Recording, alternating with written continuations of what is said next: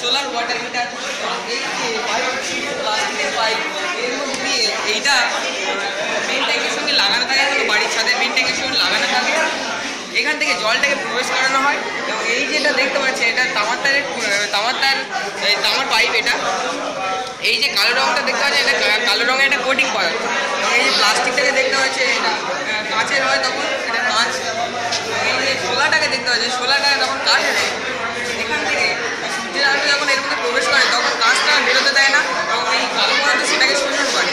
তারপর এখান থেকে যখন জলটা বেরিয়ে আসে তখন আপনি টাইম কলটা ছাড়লে এই গরম জলটা আপনি পেতে পারেন, এবং এটা আপনি বাথরুমে বা অন্য কোনো জায়গায় ব্যবহার করতে পারেন, বাথরুমে বা বেশিতে এটা ব্যবহার করতে পারেন। এটা পুরী জগন্নাথ মন্দিরে এবং অন্য কোনো বড় বড় বিল্ডিংয়ে এটা দেখতে পাবেন। এটা ইলেকট্রিকের খরচ কমানোর জন্য ব্যবহার করা হচ্ছে। Thank you.